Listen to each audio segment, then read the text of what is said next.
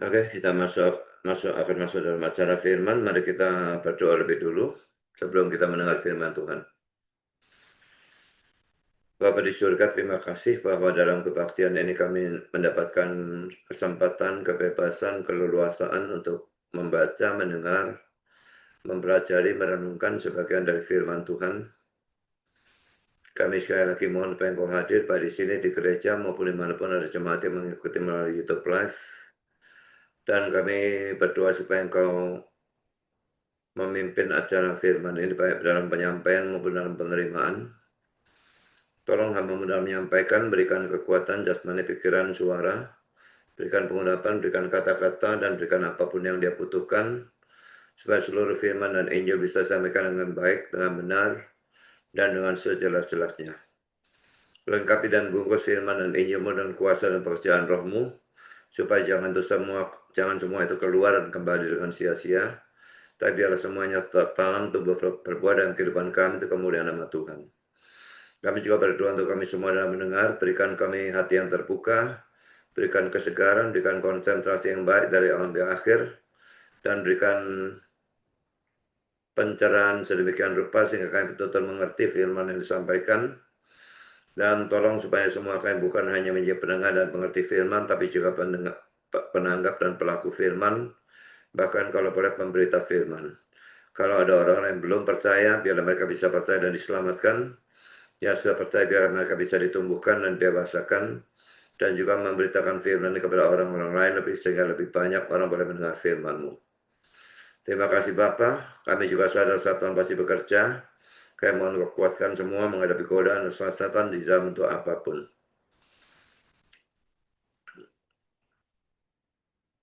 Terima kasih sekali lagi Tuhan, dan kami mohon Engkau berfirman, kami siap untuk mendengarkan. Dalam nama Yesus kami berdoa. Amin.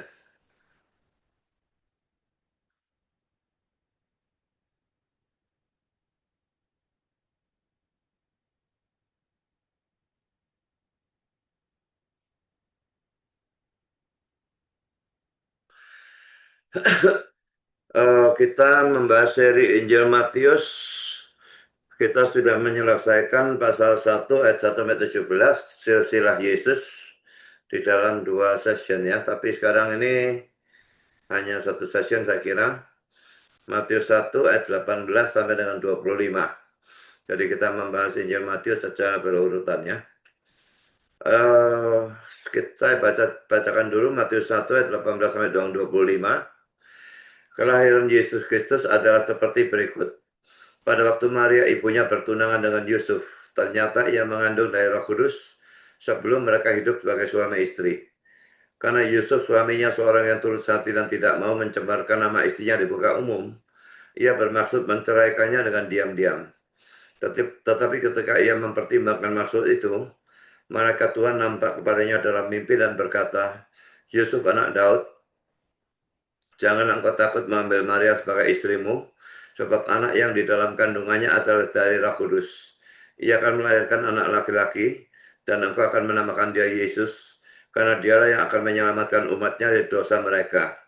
Hal itu terjadi supaya genaplah yang difirmankan Tuhan oleh Nabi, sesungguhnya anak darah itu akan mengandung dan melahirkan seorang anak laki-laki, dan mereka akan menamakan dia Immanuel, yang berarti Allah menyertai kita. Sesudah bangun dari tidurnya, Yusuf berbuat seperti yang diperintahkan malaikat Tuhan itu kepadanya. Ia mengambil Maria sebagai istrinya, tetapi tidak bertubuh dengan dia sampai ia melahirkan anaknya laki-laki, dan Yusuf menamakan dia Yesus. Pertama saya akan membahas dalam tanda petik orang tua Yesus. Saya kasih dalam tanda petik karena hanya Maria sebetulnya adalah ibu dari Yesus, tapi Yusuf bukan bapak dari Yesus ya secara jasmani. Yang pertama saudara, Yusuf dan Maria ini ada di dalam keadaan pertunangan, dan ini terlihat di dalam ayat yang ke-18. Ayat 18 yang menunjukkan bahwa mereka masih ada dalam keadaan pertunangan atau belum menikah. Itu sesuai dengan poin A, ayat 20b, yang menunjukkan bahwa malaikat itu berkata supaya Yusuf tidak takut mengambil Maria sebagai istri. Jadi dari tunangan menjadi istri gitu ya. Jadi ini tidak ada masalah. Lalu poin B ayat 24. yang menunjukkan ketaatan Yusuf terhadap firman yang disampaikan oleh malaikat, di mana ia lalu mengambil Maria sebagai istri. Ini juga tidak ada masalah. Tapi kalau kita melihat ayat 19, di mana Yusuf disebut sebagai suami, dan Maria disebut sebagai istri, dan juga dari Islam menceraikan, maka kelihatannya menunjukkan bahwa mereka sudah menikah. Jadi kelihatannya ini apa pertentangan ini? Ini pertunangan atau menikah? Nah, hal-hal yang kelihatannya pertentangan ini bisa dimengerti dan diharmoniskan kalau kita mengerti tradisi di tempat itu pada zaman itu. Saya akan berikan kata-kata dari William Barclay ya. Bagi cara berpikir barat kita, hubungan dalam teks ini sangat membingungkan. Pertama, Yusuf dikatakan bertunangan dengan Maria. Lalu ia dikatakan merencanakan untuk menceraikannya secara diam-diam. Dan lalu ia, yaitu Maria, disebut istrinya. Lalu komentar William Barclay lagi, tetapi hubungan itu mewakili prosedur pernikahan Yahudi yang normal, dalam mana di sana ada 3 langkah atau 3 tahap. Yang pertama di sana ada engagement.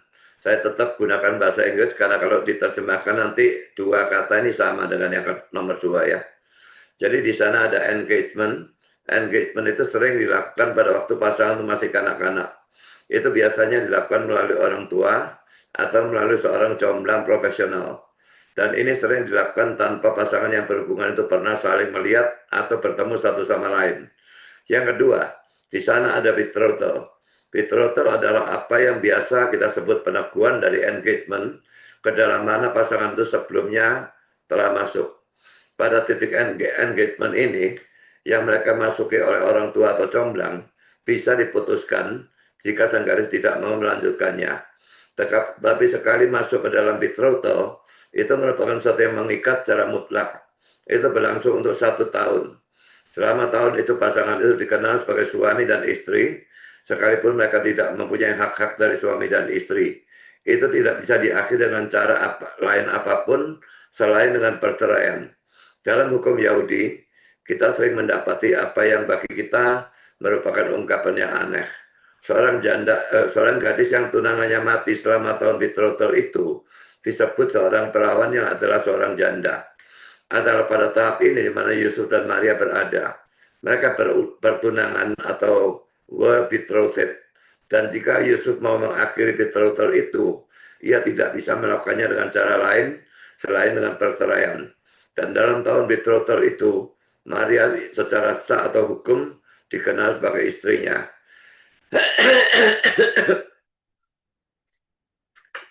Poin ketiga, tahap ketiga adalah betul-betul pernikahan yang terjadi pada akhir dari tahun dari betrothal. Jika kita mengingat tradisi pernikahan Yahudi yang normal, maka hubungan-hubungan dalam teks ini adalah biasa dan jelas secara sempurna.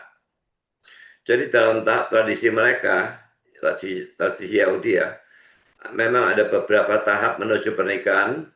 Pertunangan, saya sebut saja pertunangan 1 ya, atau engagement tadi kata William Barclay. Pertunangan tingkat 1 ini terjadi pada waktu 2 orang yang dipertunangkan itu masih kecil, di mana mereka dipertunangkan oleh orang tua mereka, dan mereka mungkin masih belum saling kenal, bahkan belum saling ketemu. Pertunangan pertama ini bisa dibatalkan tanpa masalah yang berarti. Lalu poin kedua, pertunangan kedua atau betrothal. Pertunangan 2 ini terjadi setelah 2 orang tadi sudah cukup umur. Pada saat pertunangan 2 ini, mereka sudah disebut suami istri, tetapi mereka belum tinggal bersama, dan mereka belum boleh melakukan hubungan seks.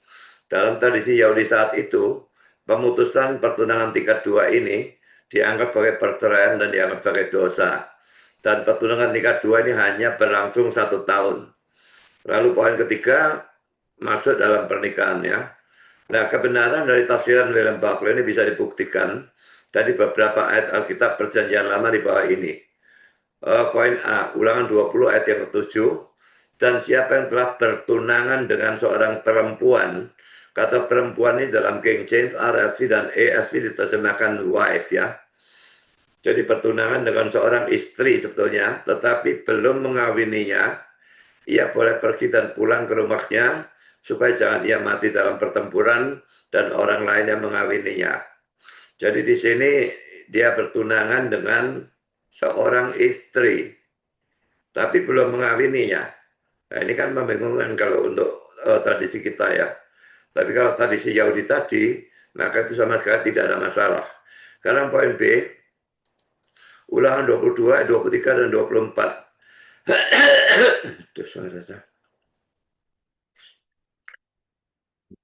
Apabila ada seorang gadis yang masih perawan dan yang sudah bertunangan, jika seorang laki-laki bertemu dengan dia di kota dan tidur dengan dia, maka haruslah mereka keduanya kamu bawa keluar pintu gerbang kota dan kamu lempari dengan batu sehingga mati. Gadis itu karena walaupun di kota ia tidak berteriak-teriak, dan laki-laki itu karena ia telah memperkosa istri sesamanya. Tadi di atas dikatakan bertunangan ya, tapi di sini dikatakan istri sesamanya manusia. Demikianlah harus kau hapuskan yang jatuh dari tengah-tengahmu. Jadi ini laki-laki tidak ada masalah ya. Perhatikan bahwa dalam ayat 23-nya disebutkan bertunangan, tapi dalam ayat 24-nya disebut pakai istri. Pada saat itu Yusuf dan Maria ada dalam masa pertunangan dua, dan karena itu ayat 18, ayat 20 dan 24 tidak bertentangan dengan ayat yang ke-19. Sekarang saya berikan kata-kata dari Spurgeon, tidak ada jalan lain tentang kelahirannya, karena seandainya ia ada dari seorang ayah yang berdosa, bagaimana ia bisa mempunyai hakikat yang tak berdosa? Ia dilahirkan dari seorang perempuan, supaya ia bisa menjadi manusia, tapi bukan oleh laki-laki, sehingga ia bisa tidak berdosa. Jadi kalau menurut Spurgeon ini, dia memang harus dilahirkan oleh seorang perempuan supaya dia bisa menjadi manusia. Tapi tanpa laki-laki, jadi tanpa hubungan seks, supaya dia bisa tidak berdosa. Jadi kalau menurut Spurgeon itu, tidak ada hubungan seks antara Maria dan Yusuf itu memungkinkan atau memungkinkan untuk Yesus terlahir tanpa dosa. Sekalipun nanti kita lihat mesti ditambah dengan pengudusan yang dilakukan oleh Roh Kudus ya. Tapi seandainya dia lahir dari hubungan seks, dia tidak terhindar dari hukum dosa asal ya. Sekarang saya lanjutkan dengan poin yang kedua. Mereka atau orang tua Yesus adalah orang-orang yang saleh. Poin A, Yusuf. Ia adalah seorang yang pertama, tulus hati atau benar, tidak mau mencemarkan nama Maria. Ayat 19 saya bacakan sekali lagi. Karena Yusuf suaminya, seorang yang tulus hati dan tidak mau mencemarkan nama istrinya di muka umum, ia bermaksud menceraikannya dengan diam-diam. Ada penafsir-penafsir yang beranggapan bahwa Yusuf pasti mendapat penjelasan dari Maria tentang bayi dalam kandungan itu.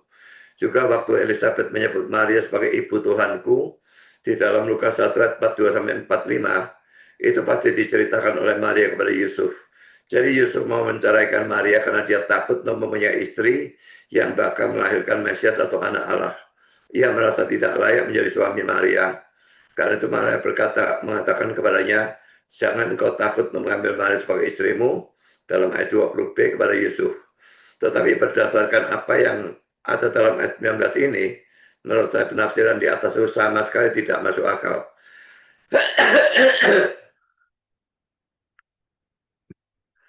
Ayat 19 saya bacakan dalam terjemahan King James ya. Karena Yusuf suaminya adalah seorang yang benar dan tidak mau menyingkapkan dia menjadi aib umum, ia berpikir untuk menceraikannya dengan diam-diam. Ini NIV ya. Sekarang King James, maka Yusuf suaminya yang adalah seorang yang benar dan tidak mau membuatnya sebagai sebuah contoh umum bagi masyarakat, bermaksud untuk menyingkirkannya dengan diam-diam. Perhatikan bagian yang saya garis bawahi dari terjemahan King James itu, Yusuf sebetulnya berhak untuk menceraikan Maria, dan dengan demikian menjadikan Maria sebagai contoh bagi masyarakat untuk tidak melakukan perzinahan. Karena Matthew Henry berkata sebagai berikut, membawanya pada hukuman di sini disebut membuatnya sebagai contoh umum atau bagi masyarakat, yang menunjukkan apa tujuan yang dituju dalam hukuman itu. Pemberian peringatan bagi yang lain. Tetapi Yusuf tidak mau melakukan hal itu. Yusuf tidak mau merusakkan nama baik Maria. Dan perhatikan bagian yang saya garis bawahi dari terjemahan NIV di atas tadi ya. Dan memang ya, sakit hati karena merasa dikhianati oleh pacar atau tunangan, adalah sesuatu yang sangat sering menyebabkan seseorang lalu merusak nama baik pacar atau tunangan yang tadinya dia cintai, apalagi kalau dia sudah mengambil keputusan untuk memutuskan hubungan dengan pacarnya itu. Tetapi Yusuf, sekalipun merasa dikhianati dan sudah mengambil keputusan untuk menceraikan Maria, tidak mau mencemarkan nama Maria. Karena itulah, maka ia bermaksud menceraikan Maria dengan diam-diam. Seandainya Yusuf itu tukang gosip atau tukang fitnah, seperti banyak orang Kristen zaman sekarang, mungkin Maria akan begitu stres sehingga keguguran. Dan kalau demikian, tidak akan ada juru selamat bagi saudara dan saya.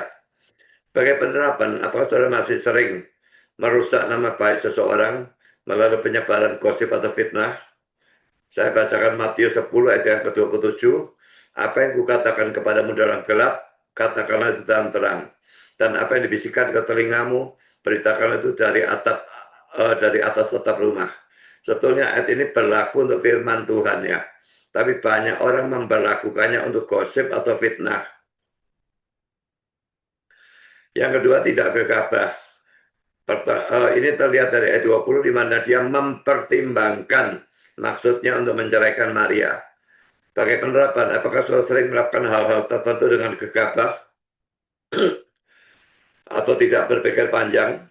Mungkin dalam hal melampiaskan emosi atau kemarahan saudara, atau dalam hal membeli barang, atau dalam hal menerima atau menolak suatu ajaran atau praktek. Kalau iya, perhatikan Amsal 19 ayat 2b yang berbunyi, orang yang tergesa-gesa akan salah langkah. Jadi jangan terburu-buru dalam mengambil keputusan. Mempertimbangkan dulu, baru memutuskan, baru melangkah. Tapi kalau orang tergesa-gesa, maka dia akan salah langkah.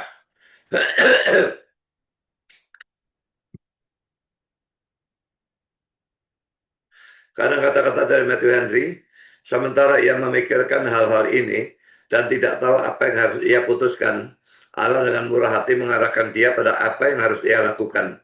Perhatikan, mereka yang menginginkan petunjuk dari Allah harus memikirkan sendiri tentang hal-hal itu dan berkonsultasi dengan diri mereka sendiri.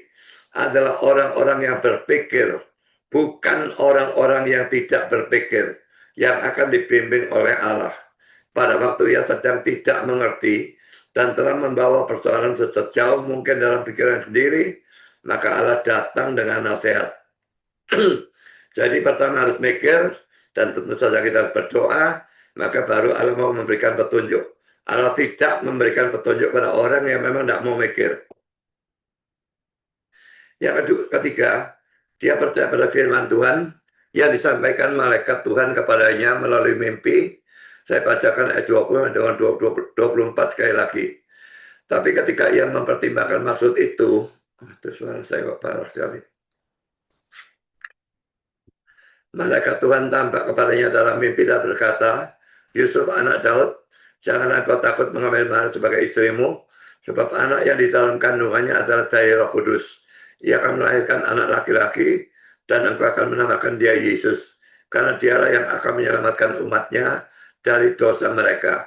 Hal itu terjadi supaya genaplah yang difirmankan Tuhan oleh Nabi, sesungguhnya anak darah itu akan mengandung dan melahirkan seorang anak laki-laki, dan mereka akan menamakan dia Immanuel, yang berarti Allah menyertai kita. Sesudah bangun dari tidurnya, Yusuf berbuat seperti yang diperintahkan malaikat Tuhan itu kepadanya, ia mengambil Maria sebagai istrinya. Ada beberapa hal yang perlu dibahas di sini ya. Poin A, dia mendapat petunjuk dari Tuhan melalui mimpi, dan ini terjadi pada saat yang paling genting. Saya bacakan kata-kata dari Jamieson, Fausset, dan Brown. Sementara ia memikirkan persoalan itu sendirian dalam keheningan malam, prospek rumah tangganya menggelap dan kebahagiaan hidupnya hancur. Pikirannya secara perlahan-lahan memutuskan langkah yang menyakitkan, tetapi merencanakannya untuk melakukannya dengan cara yang paling tidak menyakitkan hati. Pada kebutuhan atau bahaya ekstrem yang terakhir, Tuhan sendiri campur tangan. Jadi Tuhan tidak mau dia menceraikan, maka dia campur tangan supaya Yusuf tidak menceraikan. Karena poin B, tidak semua atau sembarang mimpi bisa dianggap sebagai petunjuk dari Tuhan. Ini kata-kata dari Calvin. Kita harus mengerti bahwa mimpi dari jenis ini sangat berbeda dengan mimpi biasa, karena mimpi ini mempunyai sifat yang pasti terukir padanya dan dibuat menjadi berkesan dengan suatu meterai ilahi, sehingga tidak ada keraguan sedikit pun tentang kebenarannya.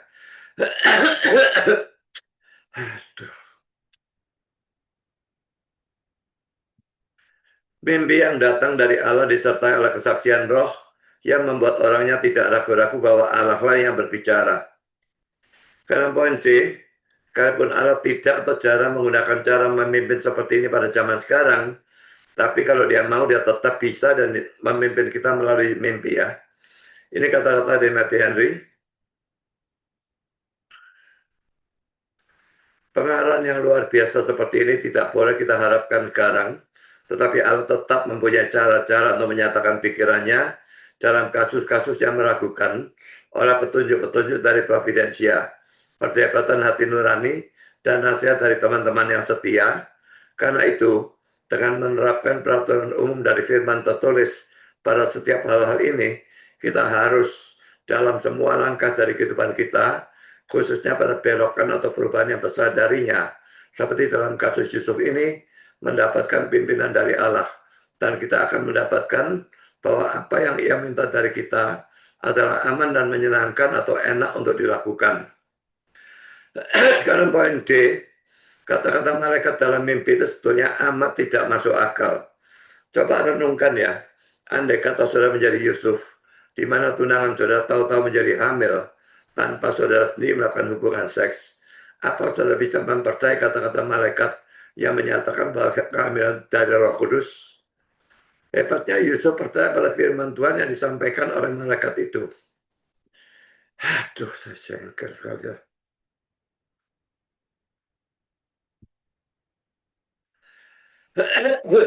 Bagaimana penerapan saudara? Tuhan sering memberikan firman yang suka diterima oleh akal. Misalnya pertama, bahwa dia turut bekerja dalam segala sesuatu untuk mendatangkan kebaikan bagi anak-anaknya. Roma 8 ayat 28. Kita tahu sekarang bahwa Allah turut bekerja dalam segala sesuatu untuk mendatangkan kebaikan bagi mereka yang mengasihi Dia, yaitu bagi mereka yang terpanggil sesuai dengan rencana Allah. Kadang-kadang tidak terlalu sukar mempercayai hal ini, tetapi kadang-kadang problem yang kita alami begitu banyak, begitu besar dan membingungkan, dan bahkan kelihatannya berakibat negatif terhadap diri kita maupun kerohanian kita. Pada saat seperti itu, Roma 8 ayat 28 ini kelihatannya amat tidak masuk akal. Tapi saudara, pada saat seperti itu, kita harus tetap mempercayai Roma 8 ayat 28. Kalau tidak, justru kita akan hancur, tidak karu-karuan. Poin yang kedua, bahwa dia selalu mau mengampuni dosa kita yang percaya kepadanya sebagai juru selamat kita, yang percaya pada Yesus sebagai juru selamat kita. 1 Yohanes 1 ayat 9, jika kita mengaku dosa kita, maka ia adalah setia dan adil, sehingga ia akan mengampuni segala dosa kita dan menyucikan kita dari segala kejahatan. Aduh.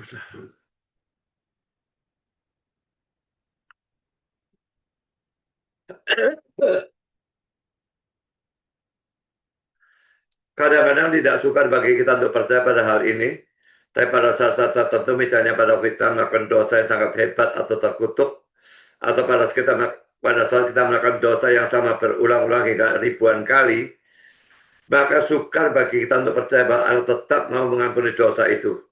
Pada saat seperti itu, maukah saudara percaya pada firman yang dalam tanda petik tidak masuk akal itu? Poin keempat, dia taat pada firman Tuhan, ayat 24 dan ayat 25.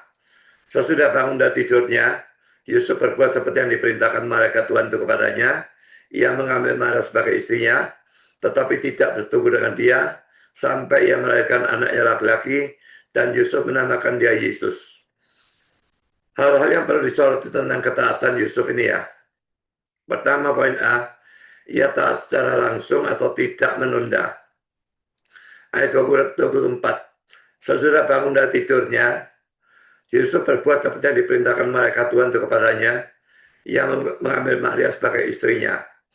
Jadi dia tidak menunggu 1 minggu lagi, tidak.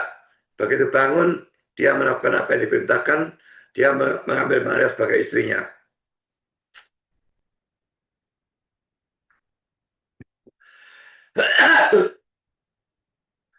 Renungkan, apakah saudara juga selalu taat secara langsung? Atau apakah saudara sering menunda ketaatan saudara? Mungkin dalam hal menyerahkan diri untuk dibaptis, atau dalam hal melayani Tuhan, memberitakan Injil, atau dalam hal memberikan persembahan persepuluhan. Ketaatan yang ditunda itu seringkali menjadi ketaatan yang dibatalkan.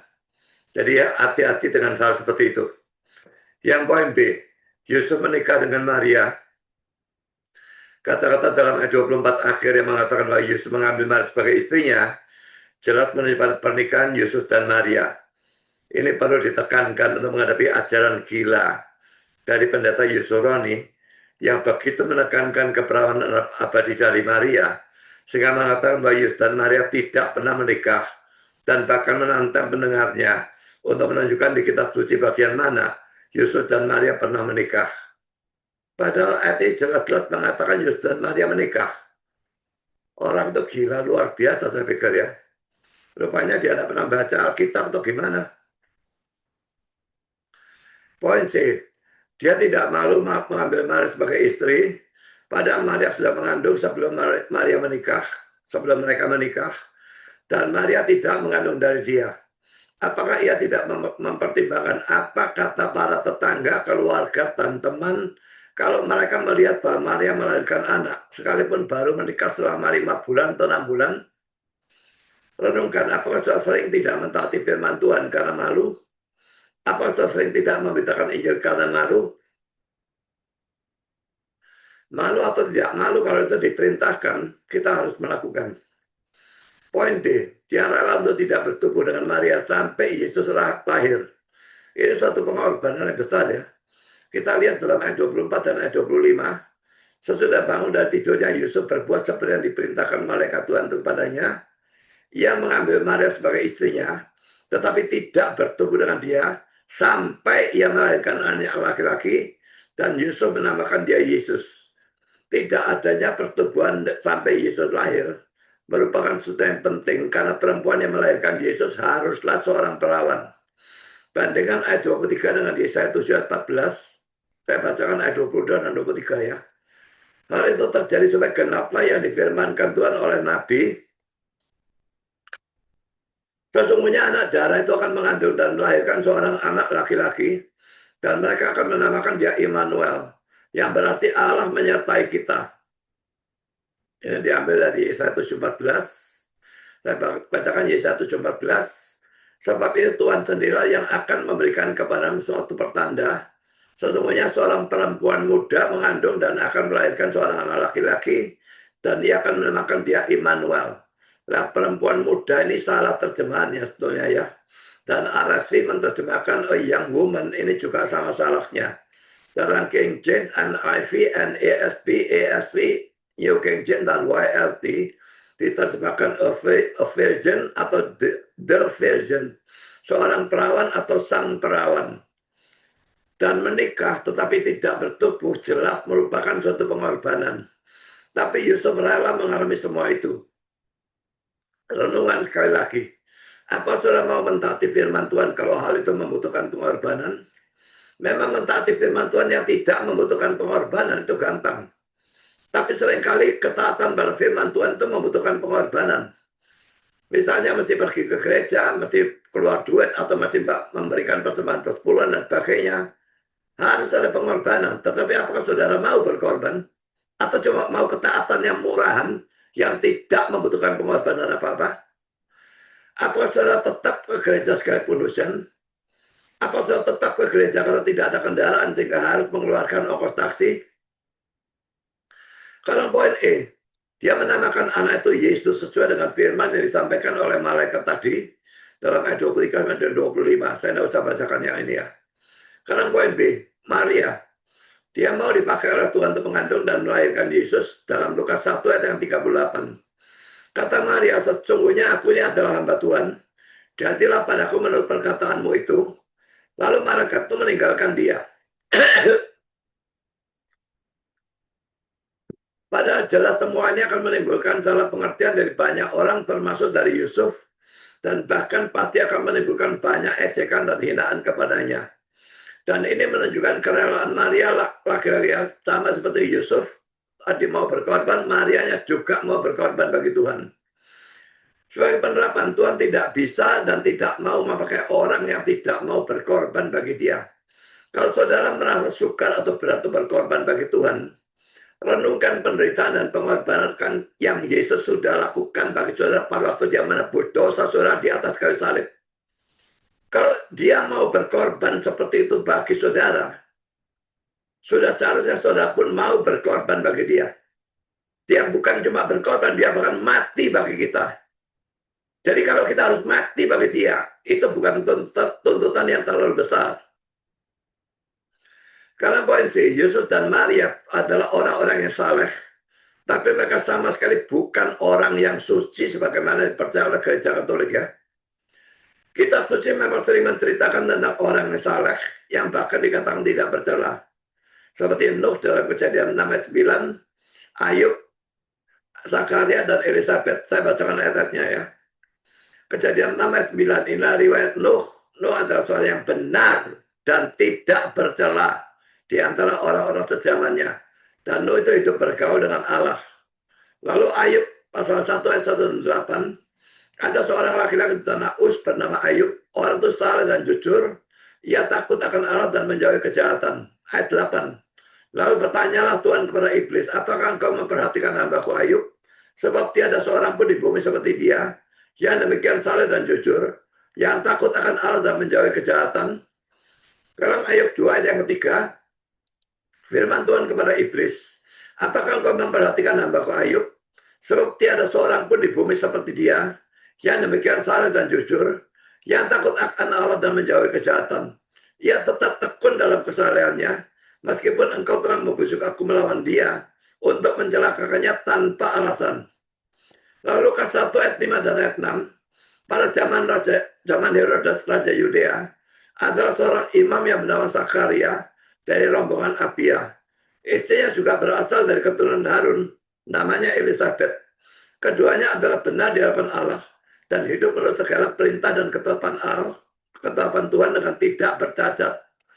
Tapi saudara, kalau kita mengatakan bahwa orang-orang tadi itu adalah orang yang saleh, tidak bercacat dan sebagainya, maksudnya bukanlah bahwa mereka itu suci murni tanpa dosa seperti Yesus. Tetapi saleh atau tidak bercacat dalam perbandingan dengan orang-orang lain sejamannya. Tetapi kalau kehidupan mereka dibandingkan dengan kehidupan Yesus atau dengan firman Tuhan, maka jelas bahwa mereka adalah orang-orang yang berdosa sesuai dengan ayat-ayat seperti ini ya. Yang pertama ayat 14 ayat 4. Siapa dapat mendatangkan yang tahir dari yang najis? Seorang pun tidak. Yang kedua ayat 15 ayat 14. Masakan manusia bersih? Masakan benar yang lahir dari perempuan? Sekalipun ini pertanyaan, tentu saja jawabannya adalah tidak. Yang ketiga, Ayub 25 ayat 4. Bagaimana manusia benar di hadapan Allah? Dan bagaimana orang yang dilahirkan perempuan itu bersih? Nah, kira pertanyaan, tapi jawabnya tidak mungkin ya. Yang keempat, Pengkhotbah 7 ayat 20. Sesungguhnya di bumi tidak ada orang yang saleh, yang berbuat baik dan tidak pernah berbuat dosa. Yang kelima, Roma 3 ayat 12. Lalu loncat ke ayat 23. Seperti ada tertulis, tidak ada yang benar, seorang pun tidak. Tidak ada seorang pun yang berakal budi, tidak ada seorang pun yang mencari Allah. Semua orang telah menyeleweng, mereka semua tidak berguna, tidak ada yang berbuat baik, seorang pun tidak. Karena semua orang telah berbuat dosa dan telah kehilangan kemuliaan Allah. Tapi perlu diketahui ya, bahwa tentang Yusuf atau Maria, Kitab suci tidak pernah mengatakan bahwa mereka itu suci atau tidak bercela. Orang Katolik sering mengatakan bahwa Maria harus suci supaya Yesus bisa lahir suci. Karena mereka percaya Yesus suci, bagaimana mungkin Yesusnya suci, mamanya tidak suci.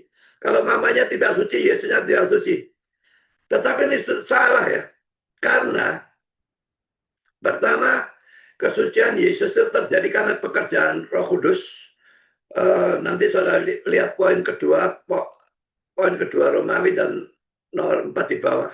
Bukan karena kesucian Maria ya. Juga tadi sudah kita lihat kata-kata dari Spurgeon.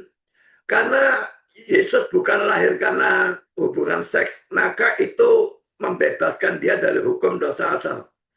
Kalau dia lahir karena hubungan seks, maka dia tidak bisa bebas dari hukum dosa asal. Tapi tetap masih harus ditambahkan pekerjaan Roh Kudus untuk menyucikan dia supaya dia lahir suci tanpa dosa sama sekali. Dan poin B, kalau supaya Yesus suci, Maria harus suci, maka konsekuensinya adalah supaya Maria suci, kedua orang tua Maria harus suci. Dan supaya kedua orang tua Maria harus suci, maka keempat kakek nenek Maria juga harus suci. Kalau ini diteruskan, akhirnya Adam dan Hawa pun juga harus suci.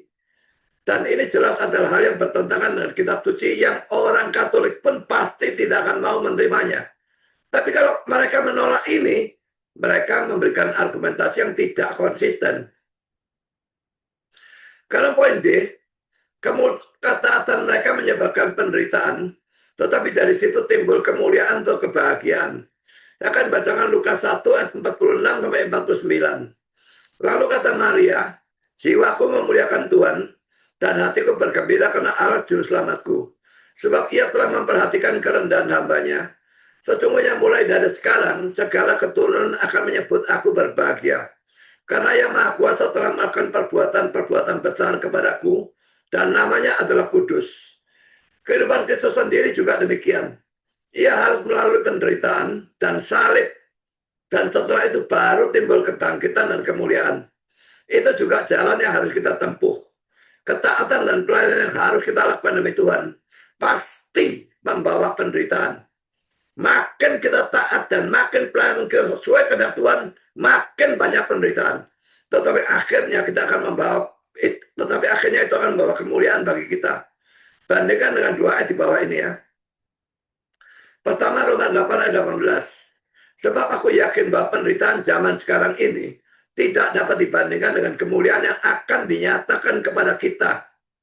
Ya, penderitaan zaman sekarang ini terasa berat, kemuliaannya nanti jauh lebih banyak, jauh lebih besar.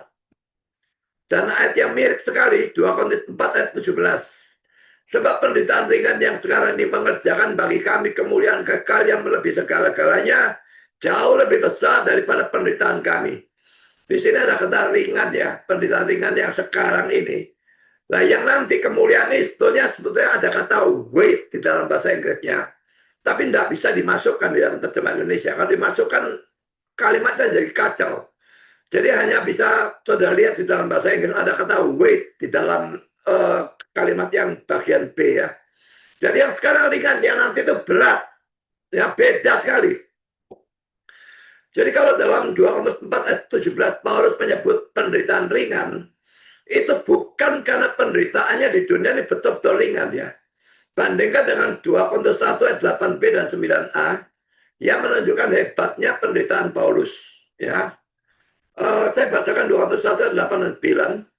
Sebab kami mau saudara-saudara supaya kamu tahu akan penderitaan yang kami alami di Asia Kecil. Beban yang ditanggungkan atas kami adalah begitu besar dan begitu berat, sehingga kami telah putus asa juga akan hidup kami. Bahkan kami merasa seolah-olah kami telah dijatuh hukuman mati.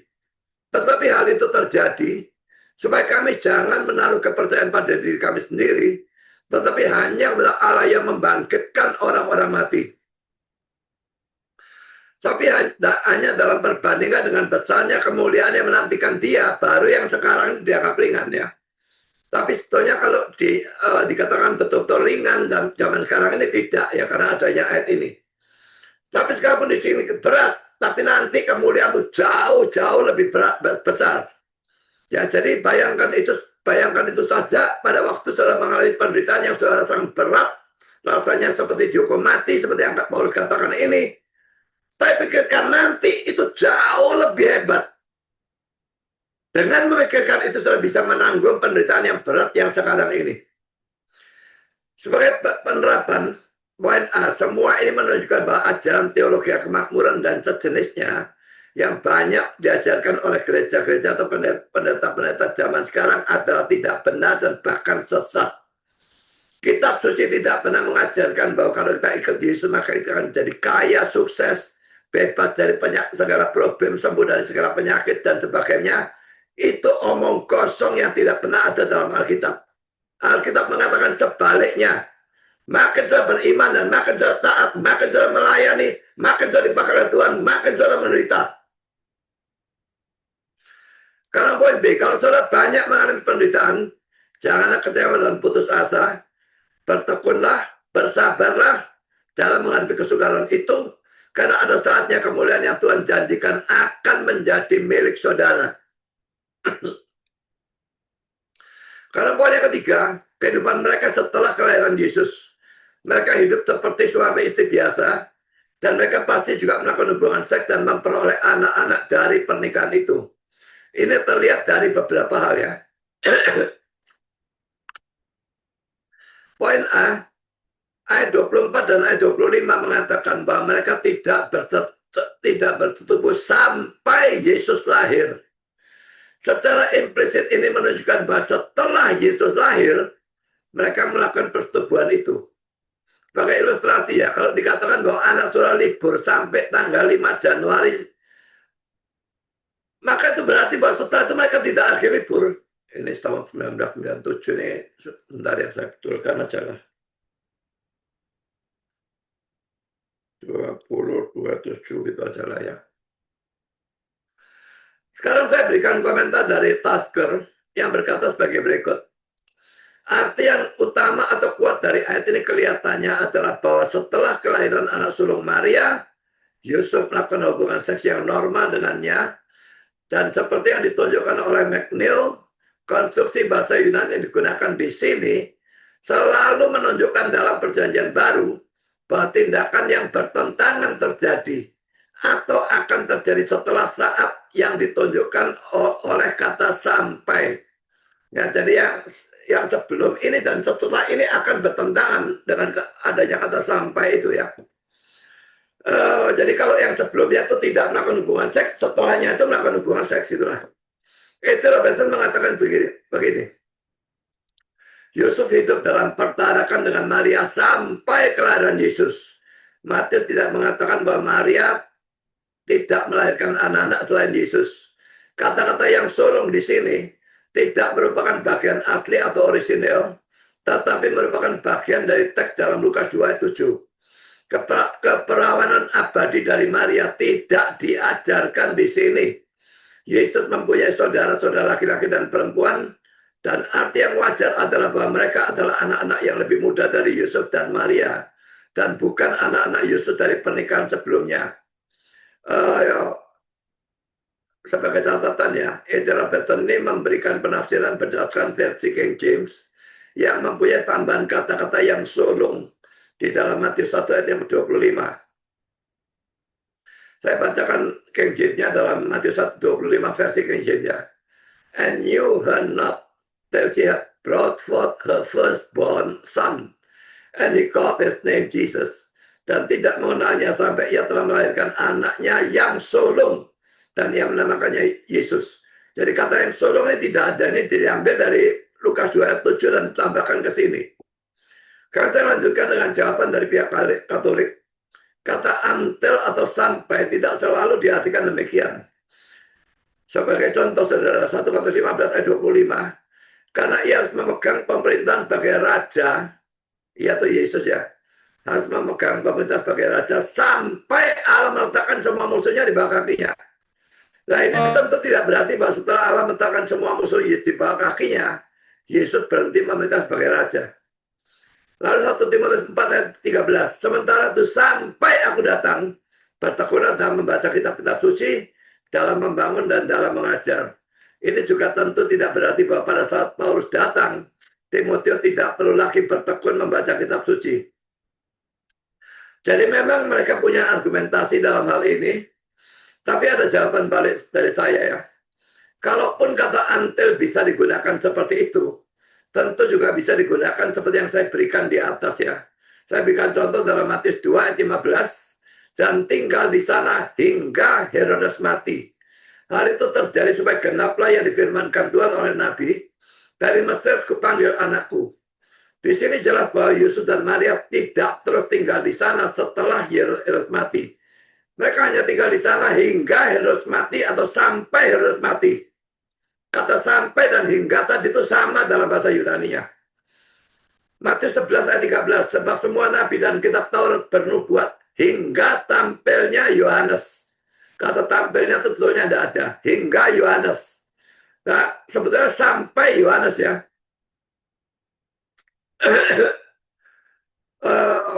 Jadi ini saya berikan catatan, kata Yohanes digunakan untuk kata hingga di atas dosa, dalam kedua ayat di atas sama dengan yang digunakan untuk kata sampai. Juga menurut saya pembacaan yang paling alamiah adalah bahwa Yesus dan Maria tidak bertumbuh hanya sampai Maria melahirkan Yesus. Setelah itu mereka hidup seperti suami istri yang lain, yaitu bersetubuh. Karena dia mengambil sebagai istri dan tidak bertumbuh sampai Yesus lahir. Alamiahnya ya tidak mungkin lah, lalu terus setelah Yesus lahir tidak bertumbuh terus. Jadi secara alamiah itu tidak masuk akal sebetulnya. Lain dengan ayat-ayat yang lain kok, konstruksi ayatnya itu berbeda. Lalu argumentasi kedua, Lukas 2 ayat 7 mengatakan bahwa Yesus adalah anak sulung. Memang bisa saja bahwa Yesus adalah anak sulung dan sekaligus anak tunggal.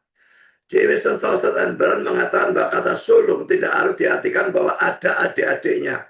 Artinya hanyalah bahwa tidak ada yang dilahirkan oleh ibunya sebelum dia. Jadi bisa saja anak sulung itu juga anak tunggal. Tapi Matius 13 ayat 55 dan 56 menceritakan akan adanya saudara-saudara Yesus. Sehingga penafsiran yang logis adalah bahwa saudara-saudara Yesus itu adalah anak-anak Yusuf dan Maria setelah kelahiran Yesus, seperti yang dikatakan oleh E.T. Robertson di atas. Saya bacakan Matius 13, 55 dan 56. Bukankah ia ini anak tukang kayu? Bukankah ibunya bernama Maria dan saudara-saudara Yakobus, Yusuf, Simon, dan Yudas? Dan bukankah saudara-saudaranya perempuan semuanya ada bersama kita? Perhatikan ya, 1, 2, 3, 4. Lalu saudara perempuan ini tidak disebutkan berapa, tapi bentuk jamak. Jadi sedikitnya ada 2. Berarti total sedikitnya ada 6. Lalu saya lanjutkan argumentasi selanjutnya. Mazmur 69. Jelas adalah Mazmur tentang Mesias. Baca seluruh Mazmur itu sudah bisa lihat. Dan dalam ayat 9 dikatakan, aku telah menjadi orang luar bagi saudara-saudaraku. Orang asing bagi anak-anak ibuku. Nah saudara, ini perhatikan ya. Ini orang luar bagi saudara-saudaraku. Ini kalimat pertama. Lalu ini orang asing bagi anak-anak ibuku. Ini kalimat yang kedua. Dan ini adalah paralelisme. Dan yang paralel itu, kalau dalam syair-syair itu banyak yang model seperti ini ya. Itu berarti sebetulnya kata-kata itu, anak kalimat itu artinya sama. Cuma diulang dengan kata-kata yang berbeda. Jadi orang luar diulang dengan kata-kata orang asing. Saudara-saudaraku diulang dengan anak-anak ibuku. Jadi kalau ini jelas tentang Mesias, berarti saudara-saudara Yesus itu adalah anak-anak dari ibu Yesus. Berarti anak Maria. Poin C, hubungan seks antara suami dan istri adalah sesuatu yang diharuskan oleh Tuhan. Saya bacakan Amsal 5 ayat 18-19. Diberkatilah kiranya sendangmu, bersukacita dengan istri masa mudamu. Berusaha yang manis kijang yang jelita, biarlah buah dadanya selalu memuaskan engkau, dan engkau senantiasa birahi karena cintanya. Lalu 1 Korintus 3-5, hendaklah suami memenuhi kewajibannya terhadap istrinya, demikian pula istri terhadap suaminya. Istri tidak berkuasa atas tubuhnya sendiri, tetapi suaminya. Demikian pula suami tidak berkuasa atas tubuhnya sendiri, tetapi istrinya. Janganlah kamu saling menjauhi, kecuali dengan persetujuan bersama. Perhatikan ayat 5 ini ya. Saya ulangi, janganlah kamu saling menjauhi, maksudnya tidak berhubungan seks ya. Kecuali dengan persetujuan bersama untuk sementara waktu. Sementara waktu boleh. Supaya kamu dapat kesempatan berdoa. Sesudah itu hendaklah kamu kembali hidup bersama-sama.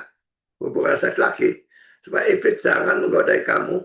Karena kamu tidak tahan bertahan. Jadi saudara, tidak mungkin Tuhan menyuruh Yusuf menikahi Maria tetapi melarangnya bertubuh dengan Maria sampai selama-lamanya.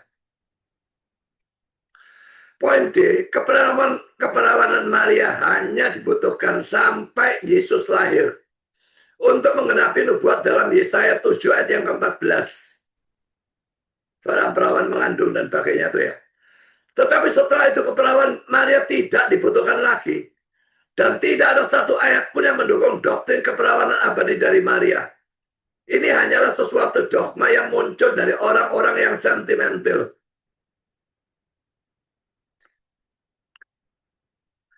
Saya tahu bahwa Martin Luther dan John Calvin tetap mempercayai doktrin keperawanan abadi dari Maria. Tapi dalam hal ini saya sama sekali tidak setuju dengan dia, dengan mereka berdua. Karena itu sudah menyebut atau menganggap Maria sebagai perawan yang abadi yang dilakukan oleh gereja Roma Katolik dan demikian juga oleh gereja Ortodoks Syria, Bambang Nursena, Yusuroni dan sebagainya. Sekarang si Bambang Nursena ini masuk gereja Ortodoks Koptik ya. Dan Yusuroni ini sudah mati. Jelas merupakan sesuatu yang tidak alkitabiah. Bagi catatan, kalau saudara mau tahu lebih banyak, maka saudara bisa melihat video YouTube saya atau tulisan saya tentang perbandingan Katolik versus Protestan. Ini sudah ada dulu, tetapi saya perbarui lagi. Dan yang terakhir itu di dalam videonya ada 37 session. Bisa lihat di YouTube saya. Sekarang poin yang kedua. Kelahiran atau inkarnasi dari Yesus. Pertama, inkarnasi berbeda dengan reinkarnasi. Jadi jangan sampai salah kacaukan dua kata ini ya. Kekristenan percaya adanya reinkarnasi dan itu pun hanya pada waktu Yesus yang adalah Allah menjadi manusia. Tetapi kekristenan menolak adanya reinkarnasi karena hal itu jelas bertentangan dengan Ibrani 9 ayat 27 yang mengatakan dan sama seperti manusia ditetapkan untuk mati hanya satu kali saja dan sesudah itu dihakimi dan seterusnya. Kalau reinkarnasi itu memang ada, kan manusia itu mati menetes lagi dari bayi lagi, mati lagi menetes lagi, maka mati bukan cuma satu kali, mati berulang kali, mati banyak kali. Dan dikatakan oleh mereka bahwa Siddhartha Buddha Gautama itu sampai dia menjadi Buddha itu reinkarnasi ke 550 atau 555 atau saya tidak terlalu ingat. Kalaupun saya tidak percaya kata-kata mereka, tetapi saudara, kalau itu memang ada ya jelas bertentangan dengan ayat ini. Dan saya lebih percaya Alkitab saya daripada cara mereka. Saya pernah membaca di surat kabar suatu keluarga yang mempunyai anak kecil. Mula-mula anak kecil itu normal, tapi setelah dia mulai bisa bicara, maka dia mulai berbicara tentang masa lalunya, baik tempat tinggalnya, namanya, kematiannya, dan sebagainya. Mula-mula orang tuanya tidak menganggap hal itu ya. Tapi karena anak itu terus bicara tentang hal itu, mereka menjadi penasaran. Dan lalu menyelidiki ke tempat yang diceritakan oleh anak kecil itu. Ternyata memang cerita anak itu benar. Dia pernah ada anak yang di situ dan ya, persis yang diceritakan oleh anak itu ya. Sekarang pertanyaannya, apakah peristiwa itu membuktikan adanya reinkarnasi? Bagi orang yang tidak terlalu dalam berpikir ya, mungkin akan langsung berkata, oh pastilah, nggak bisa tidak. Dari mana lo tahu? Saya berpendapat saudara bahwa tidak seperti itu ya. Bentar ya.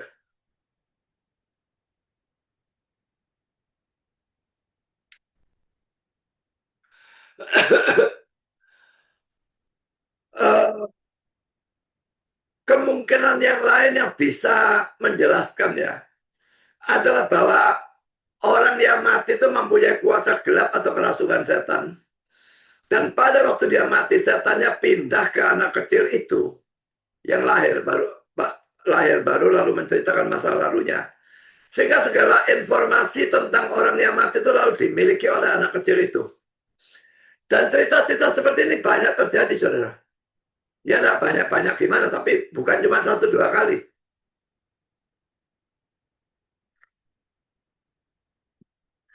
Kadang poin yang kedua, inkarnasi berbeda dengan kelahiran. Sekalipun inkarnasi terjadi melalui kelahiran. Perbedaannya adalah poin A, inkarnasi adalah tindakan aktif. Kelahiran adalah tindakan pasif. Kita dilahirkan. Tapi inkarnasi itu masuk ke dalam daging sebetulnya ya. Jadi saudara, itu bedanya aktif dan pasif. Poin B, inkarnasi menunjukkan pre-existence. Keberadaan sebelum lahir itu ya. Sedangkan kelahiran biasa tidak. Yang ketiga, pada saat inkarnasi, Allah menjadi manusia. Perlu kita ingat bahwa kata menjadi ini bisa digunakan dalam dua arti. Poin A, kalau kita berkata nasib sudah menjadi bubur, maka itu berarti bahwa mula-mula hanya ada nasi, dan setelah itu hanya ada bubur. Sedangkan nasinya hilang atau tidak ada lagi. Bukan ini yang dimaksudkan dengan kata menjadi, pada waktu dikatakan firman itu menjadi manusia dalam Yohanes 1:14 ya. Poin B, kalau saya berkata tahun 1993, saya menjadi pendeta, maka itu berarti mula-mula ada saya. Dan pada tahun 1993 dan selanjutnya, saya tetap ada atau tidak hilang, tetapi saya ketambah dengan jabatan pendeta. Kalau kita berbicara tentang Allah menjadi manusia atau firman yang menjadi manusia, kita harus mengambil arti kedua dari kata menjadi tersebut. Jadi pada waktu Allah menjadi manusia, keilahian Yesus itu tidak hilang dan tidak berkurang sedikit pun. Sifat-sifat ilahinya, kegiatan ilahinya sama sekali tidak berubah dan tidak berkurang. Tetapi dia justru ketambahan hakikat manusia pada dirinya, sifat-sifat manusia, dan kegiatan-kegiatan manusia. Karena itu kita mempercayai bahwa Yesus adalah sungguh-sungguh Allah dan sungguh-sungguh manusia. Dengan kata lain, dia adalah 100% Allah dan 100% manusia, tetapi dia hanya satu pribadi. Ini memang merupakan sesuatu yang melampaui akal kita. Tetapi perlu kita ingat bahwa Yesus atau Allah memang melampaui akal kita. Ajaran tentang Allah, baik teologi maupun doktrin Tritunggal, yang masuk akal dan bisa dimengerti sepenuhnya, justru adalah ajaran yang tidak masuk akal. Bagaimana mungkin otak atau akal kita yang terbatas bisa mengerti sepenuhnya Allah yang tidak terbatas? Jangankan Allahnya ya, sifatnya saja memang sebagian kita bisa mengerti ya. Misalnya dikatakan Allah Maha Kuasa, Allah Maha Tahu, itu dengan gampang bisa dimengerti. Tapi kalau dikatakan bahwa Allah itu melampaui waktu atau Allah itu ada di atas waktu, itu enggak bisa kita pikirkan. Itu melampaui akal kita.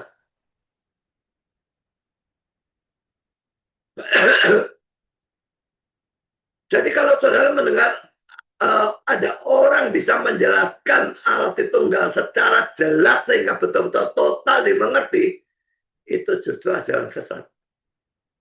Saya bisa menjelaskan Tritunggal, cuma hanya sampai batas tertentu. Selanjutnya kita bisa merasakan kalau kita belajar itu ada sesuatu di atas yang mau kita jangkau tapi enggak bisa jangkau. Itu yang saya sebut dengan melampaui akal. Akal kita enggak cukup untuk jangkau. Karena poin yang keempat, Yesus dilahirkan oleh Maria yang mengandung dari Roh Kudus. Ayat 18, 21, dan 25. Saya bacakan dulu ayatnya ya. Kelahiran Yesus Kristus adalah seperti berikut. Pada waktu Maria ibunya bertunangan dengan Yusuf, ternyata ia mengandung dari Roh Kudus sebelum mereka hidup sebagai suami istri. Ia akan melahirkan anak laki-laki dan engkau akan menamakan dia Yesus, karena dialah yang akan menyelamatkan umatnya dari dosa mereka. Ayat 25, tetapi tidak bertumbuh dengan dia sampai ia melahirkan anak laki-laki dan Yusuf menamakan dia Yesus. Poin A, dalam ayat 23 versi King James dan RSV dikatakan a virgin, seorang perawan.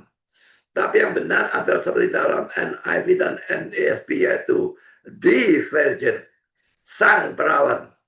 Kalau ada definite article di sini ya.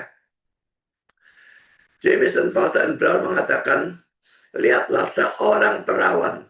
Itu seharusnya adalah sang perawan. He parthenos.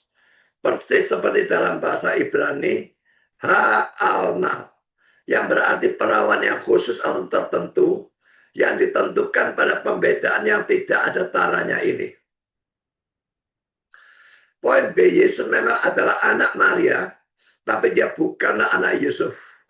Kalau ia adalah anak Yusuf dan Maria, maka poin pertama, dia bukan anak dan manusia, tapi manusia biasa. Dan kedua, pasti dia lahir sebagai orang yang berdosa. Dan kalau dia berdosa, maka dia tidak bisa menebus dosa kita. Karena itu saudara, doktrin Kristen tentang virgin birth ya, atau kelahiran Yesus dari seorang perawan, ya adalah doktrin dasar yang sangat penting dan harus dipertahankan. Tetapi sekarang banyak gereja atau pendeta liberal yang sudah meninggalkan doktrin ini. Pada dengan meninggalkan doktrin ini, mereka sudah meninggalkan kekristenan. Saya berikan contoh William Barclay yang adalah orang liberal ya. Pokoknya William Barclay tidak percaya mukjizat ya. Dan kelahiran dari perawan jelas mukjizat. Teks ini memberi tahu kita bagaimana Yesus dilahirkan oleh tindakan dari Roh Kudus. Ini memberitahu kita tentang apa kita sebut kelahiran dari perawan. Nah. Ini adalah ajaran yang memberikan kepada kita banyak kesukaran. Dan gereja kami atau gereja kita tidak memaksa kita untuk menerimanya dalam arti hurufiah dan fisik. Ini adalah salah satu dari ajaran-ajaran tentang mana gereja mengatakan bahwa kita mempunyai kebebasan penuh untuk menyimpulkannya sendiri. Yang mana hijau ini saya anggap sebagai omong kosongnya dia. Apa yang ditekankan bukanlah bahwa Yesus dilahirkan oleh seorang perempuan yang adalah seorang perawan, tapi bahwa kelahiran Yesus merupakan pekerjaan dari Roh Kudus. Jadi ini sudah merupakan suatu penafsiran sesat yang sama sekali tidak menghargai otoritas Alkitab. Dan ini menunjukkan kesesatan dari William Barclay.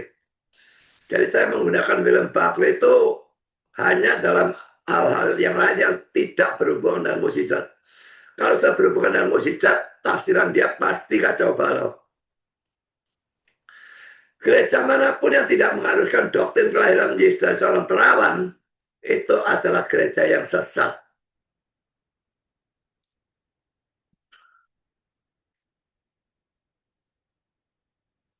Kalau saya lanjutkan dengan poin C, Maria mengandung dari Roh Kudus, bukan berarti bahwa Allah atau Roh Kudus melakukan hubungan seks dengan Maria, dan menyebabkannya mengandung melalui hubungan seks itu.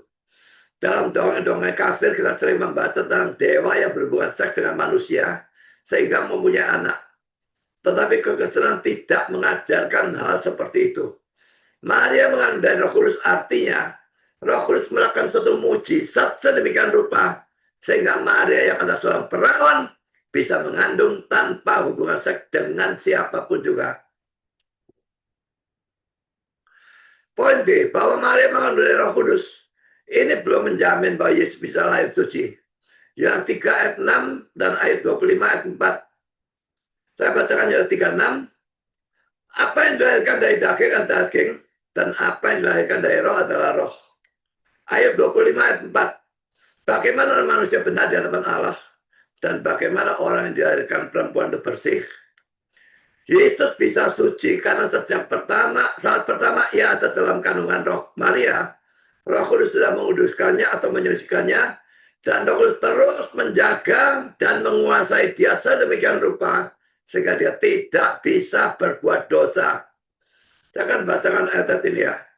Yesaya 11 ayat 2. Roh Tuhan akan ada padanya. Ini sudah dinubuatkan ya.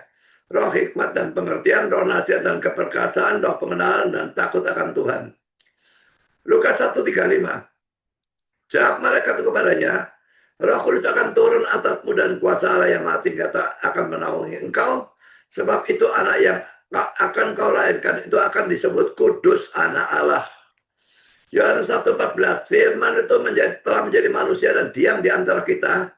Dan kita telah melihat kemuliaannya, yaitu kemuliaan yang diberikan kepada sebagai anak tunggal Bapa, penuh kasih karunia dan kebenaran. Yohanes 3:34, sebab siapa yang diutus Allah, dialah yang menyampaikan firman Allah, karena Allah mengaruniakan rohnya dengan tidak terbatas. Jadi ini ditujukan kepada Yesus ya. Dan dalam arti tertentu, Yesus adalah satu-satunya orang yang betul-betul dipenuhi Roh Kudus secara mutlak. Ibrani 9 ayat 14, betapa lebihnya darah Kristus yang oleh roh yang kekal telah mempersembahkan dirinya sendiri kepada Allah sebagai persembahan yang tak bercacat, akan menyucikan hati nurani kita dari perbuatan-perbuatan yang sia-sia, supaya kita dapat beribadah pada Allah yang hidup. Karena itu sudah jelas bahwa Maria tidak harus suci supaya Kristus suci. Kesucian Kristus disebabkan oleh pekerjaan Roh Kudus, bukan oleh kesucian Maria.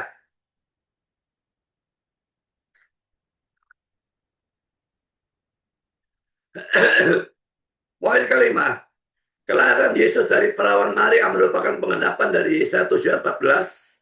Saya bacakan Yesaya 7:14. Sebab itu Tuhan sendiri yang akan memberikan kepadamu suatu pertanda. Sesungguhnya seorang perempuan muda mengandung dan akan melahirkan seorang anak laki-laki, dan ia akan menamakan dia Immanuel.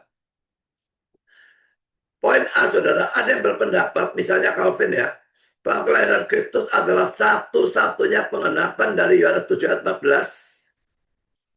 Dan ada pula yang menganggap bahwa Yesaya 7:14 mempunyai dua pengenapan.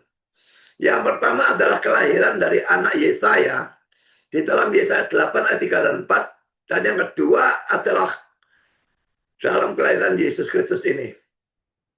Saya bacakan Yesaya 8, 3 dan 4. Kemudian aku mengambil istriku, ia mengandung dan melahirkan seorang anak laki-laki, lalu berfirmanlah Tuhan kepadaku, namailah dia Maher Shalal Hasbas, sebab sebelum anak itu tahu memanggil bapak, ibu, maka kekayaan Damsyik dan jaran Samaria akan diangkut di depan Raja Asyur. Saya tidak mengerti bagaimana ini bisa dianggap sebagai penggenapan dari Yesaya 7 ayat 14. Apakah istrinya Yesaya perawan? Itu tidak masuk akal. Jadi saya lebih setuju, jauh lebih setuju secara mutlak. Saya lebih setuju dengan pandangan Calvin. Poin B, ada yang menganggap bahwa Yesaya 7:14 tidak mengatakan perawan tapi perempuan muda. Tetapi Calvin membantah anggapan ini dan menganggapnya tidak meyakinkan, dan Calvin menambahkan, pertama, Yesus menyebut hal itu sebagai tanda, yaitu mujizat. Maaf, bukan Yesus, Yesaya ya. Yesaya menyebut hal itu sebagai tanda, yaitu mujizat. Kalau itu hanya berupa seorang perempuan muda yang akan mengandung dan melahirkan, lalu di mana mujizatnya?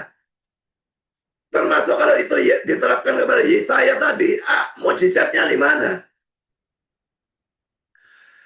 Juga mengapa hanya dikatakan bahwa seorang perempuan muda akan mengandung dan melahirkan tanpa disebutkan laki-laki atau suaminya? Ini pasti menunjukkan bahwa yang dimaksud adalah perawan dan bukan perempuan muda. Karena poin yang keenam, saat dan tempat kelahiran Kristus tidak diketahui dengan pasti. Saat dan tempat kelahiran Kristus tidak penting ya. Kalau tempat itu memang kita cuma tahu kota Bethlehem. Tapi kota Bethlehem bagian yang mana itu tidak diketahui. Mungkin kalau saya pergi ke Israel sana, ditunjukkan ini tempatnya, tapi bagi saya itu omong kosong lah. Itu hanya jadi supaya jadi objek turis. Kalau tidak ada tempat-tempat seperti itu, tidak ada turis yang pergi ke sana, mereka tidak dapat duit.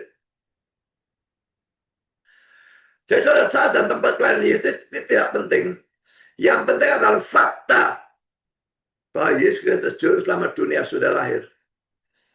Karena itu jangan fanatik dengan tanggal 25 Desember pada waktu sedang merayakan Natal. Dan karena itu juga gereja ini tidak pernah merayakan Natal pada tanggal 25 Desember. Untuk menunjukkan kepada orang luar bahwa kami tidak percaya Yesus dilahirkan pada tanggal 25 Desember. Jangankan tanggalnya, bulannya pun tidak diketahui dan tahunnya pun tidak diketahui. Tari Masehi itu sebenarnya kan diambil dari tahun kelahiran Yesus. Berarti seharusnya Yesus lahir tahun 1 Masehi. Tahun itu tidak ada. Tapi dibandingkan dengan sejarah, itu mustahil. Karena Yesus lahir pada zaman Herodes yang agung. Dan Herodes yang agung itu mati pada tahun 4 sebelum Masehi. Jadi Yesus tidak mungkin lahir setelahnya. Yesus harus lahir sebelum tahun 40 Masehi. Orang memperkirakan antara 4 sampai 8 sebelum Masehi. Jadi kalau tahunnya saja tidak diketahui, bulannya juga tidak tahu. Adam Clark mengatakan bahwa setiap bulan dalam panjang tahun, ada sekelompok orang Kristen yang percaya Yesus lahir bulan itu. Januari kelompok A, Februari kelompok B, Maret kelompok C, dan seterusnya.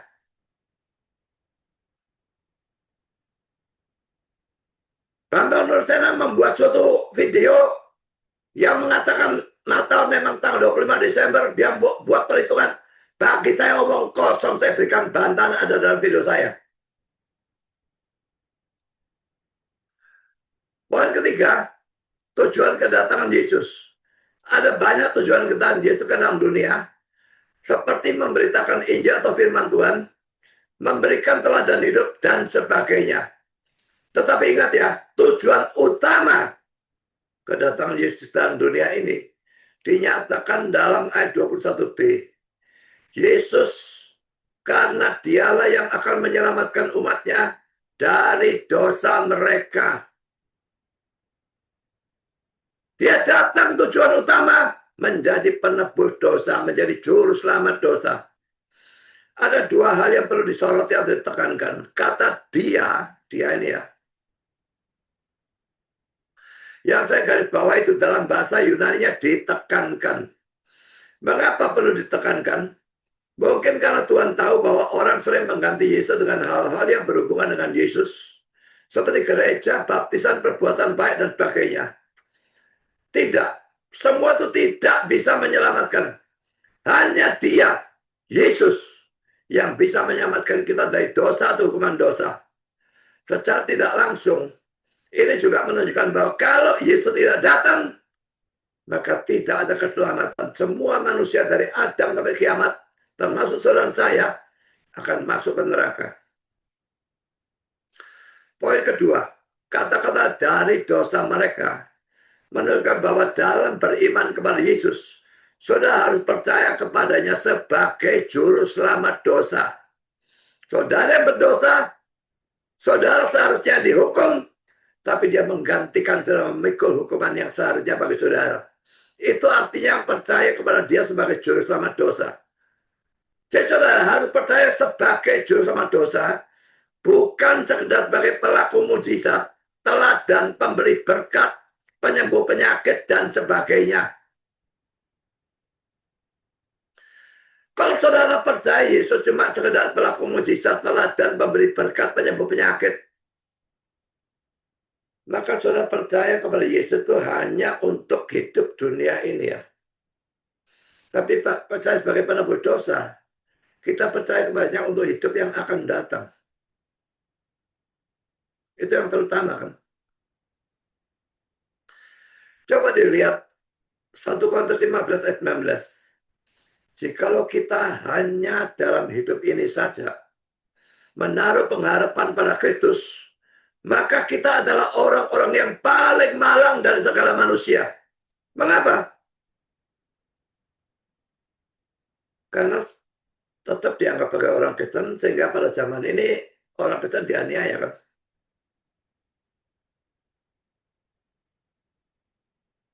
Dan karena dia percaya hanya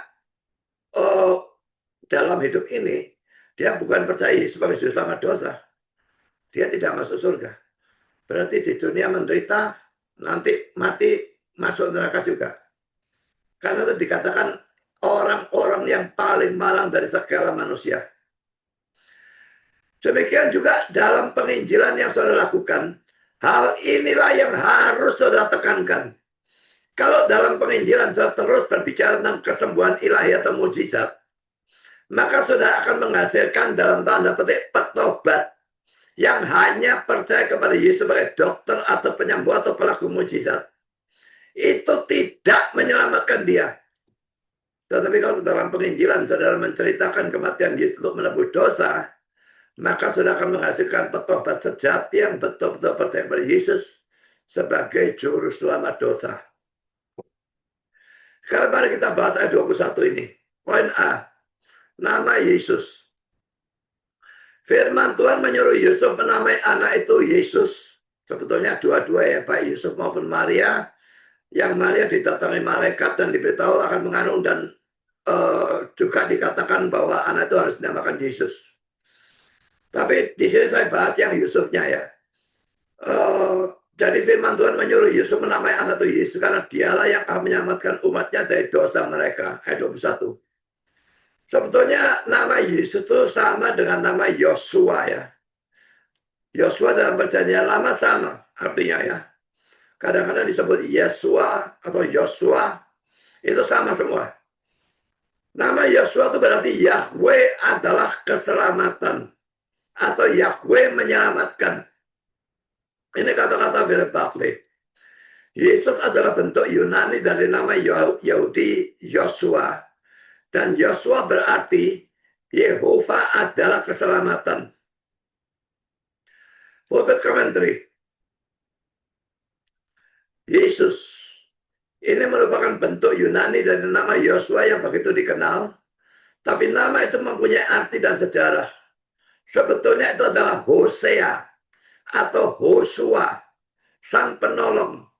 Dengan nama Allah ditambahkan sebagai awalan, Yehosua, disingkat atau dipendekkan menjadi Yosua.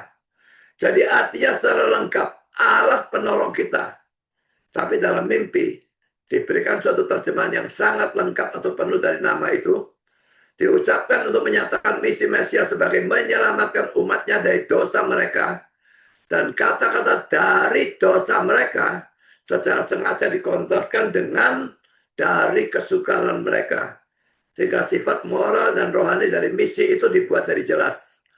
Fakta bahwa kebutuhan kita yang tertinggi muncul dari dosa-dosa kita yang menentukan ruang lingkup atau bidang dari pertolongan ilahi.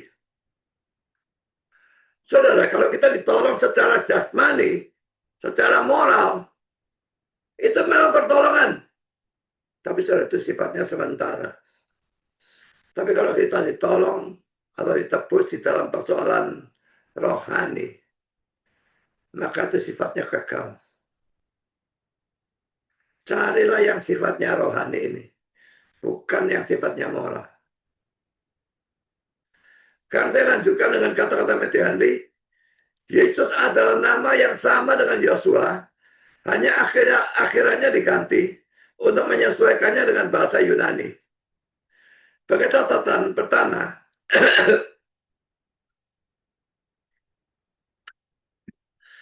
dalam Kisah Rasul 7 ayat 45 dan Ibrani 4 ayat 9, muncul nama Yosua, Yosuanya PL ya, penggantinya Musa itu ya. Tapi sebetulnya dalam bahasa Yunani ini adalah Yesus ya. Dan ini menunjukkan bahwa Yosua dalam bahasa Ibrani itu adalah Yesus dalam bahasa Yunani. Saya tunjukkan satu saja ya. Kisah Rasul 7 ayat 45 ya.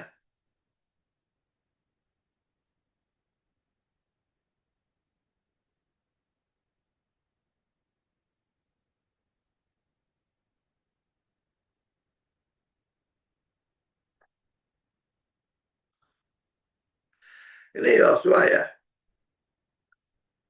Ini Yosuanya PL ya.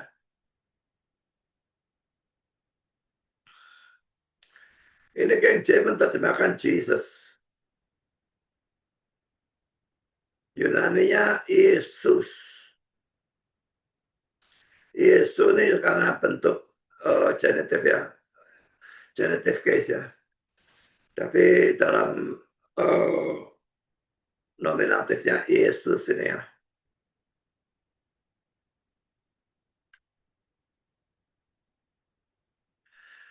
Lalu poin kedua, bilangan 13 ayat 16, itulah nama orang-orang yang disuruh Musa untuk mengintai negeri itu. Dan Musa menamai Hosea bin Nun itu Yosua. Yosua di sini seharusnya adalah Yehosua. Kalau poin B, menyelamatkan. Artinya adalah pertama, menebus dari dosa, mengampuni dosa, membebaskan dari hukuman. Yang kedua, membebaskan dari perambahan dosa. Yohanes 8:34-36, kata Yesus kepada mereka, aku berkata kepadamu, Sesungguhnya setiap orang yang berbuat dosa adalah hamba dosa.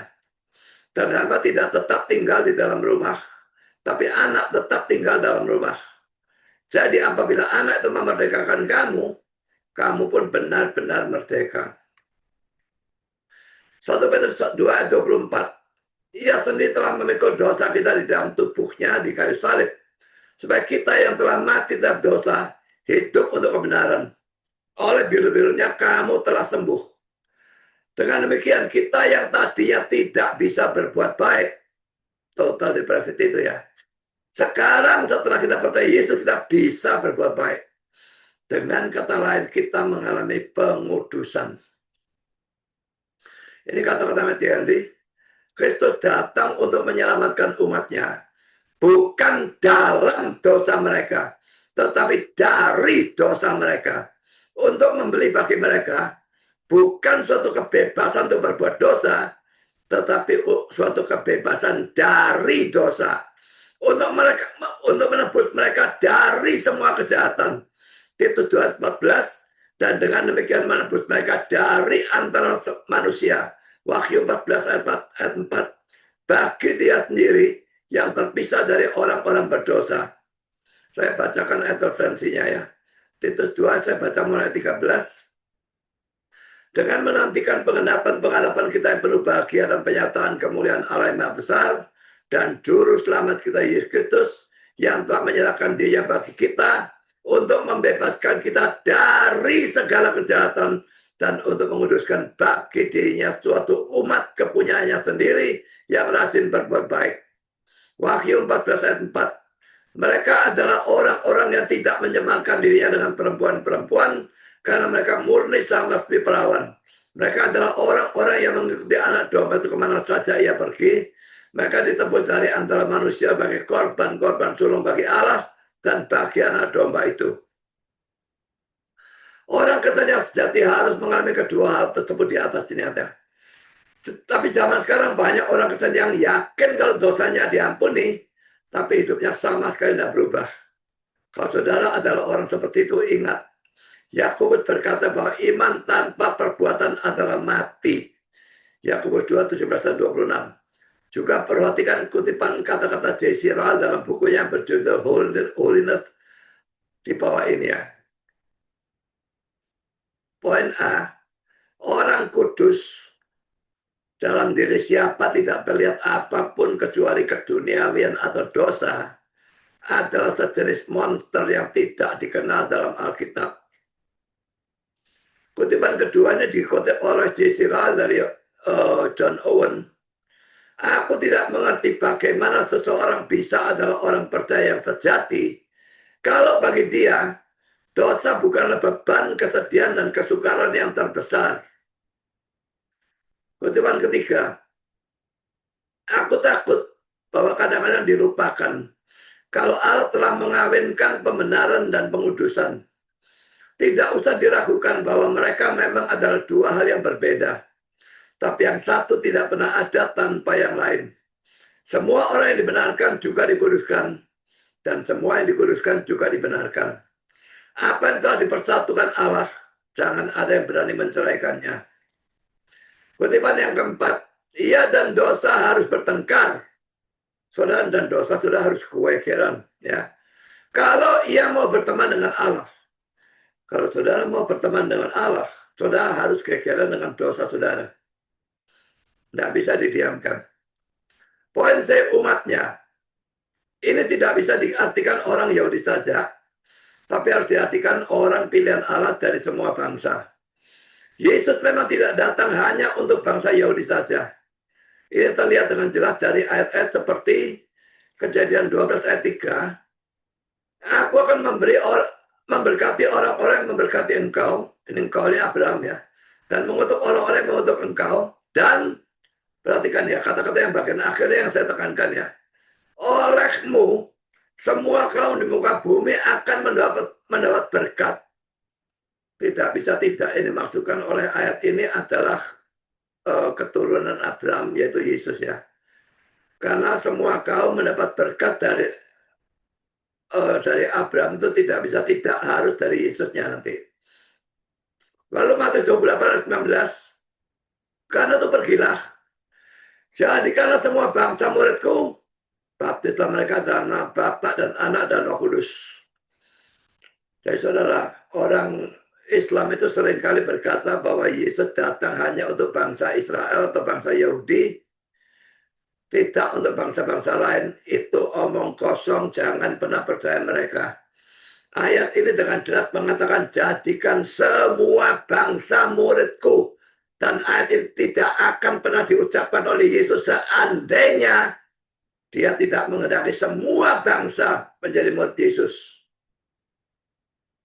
Lukas 24 ayat 46 dan 47, katanya kepada mereka ada tertulis demikian, Mesias harus menderita dan bangkit dari antara orang mati pada hari yang ketiga, dan lagi dalam namanya berita tentang pertobatan dan pengampunan dosa harus disampaikan kepada segala bangsa, mulai dari Yerusalem. Kisah Rasul 1 ayat 8, tetapi kamu akan menerima kuasa kalau Roh Kudus turun ke atas kamu, dan kamu akan menjadi saksiku di Yerusalem dan di seluruh Yudea dan Samaria dan sampai ke ujung bumi. Berarti semua bangsa seluruh dunia ya. Kisah Rasul 10 ayat 34-35. Lalu mulai Petrus berbicara, katanya, sesungguhnya aku telah mengerti bahwa Allah tidak membedakan orang. Setiap orang dari bangsa manapun yang takut akan dia dan yang mengamalkan kebenaran berkenan kepadanya.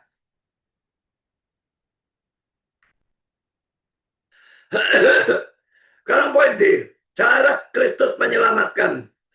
Dia menyelamatkan kita dari dosa dengan jalan mati di atas kayu salib untuk menebus dosa kita. Kalau tadi sudah saya katakan bahwa tujuan utama dia datang ke dalam dunia untuk menjadi penebus, berarti tujuan utama dia datang ke dalam dunia adalah mati di atas kayu salib, bukan mati dengan cara lain. Karena dia mau mati inilah, maka dia harus dilahirkan atau berinkarnasi sebagai manusia. Karena sebagai Allah dia tidak bisa mati. Harusnya manusia baru bisa mati dan dengan kematian itu menebus dosa kita. Jadi saudara, Yesus itu mati supaya kita bisa hidup. Anak Allah menjadi manusia supaya manusia bisa menjadi anak Allah. Pertanyaan saya, saudara, sudahkah saudara percaya kepada Kristus sebagai Tuhan dan Juru Selamat saudara? Yang belum percaya, cepatlah percaya sebelum terlambat. Yang sudah percaya, beritakanlah berita ini kepada orang-orang lain supaya lebih banyak orang boleh mendengar Injil dan diselamatkan. Tuhan memberkati saudara. Amin.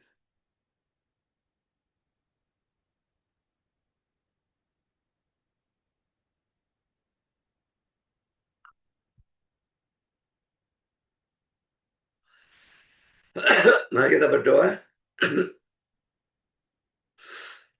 Bapa di surga, terima kasih bahwa kami semua sudah boleh mendengar firman Tuhan.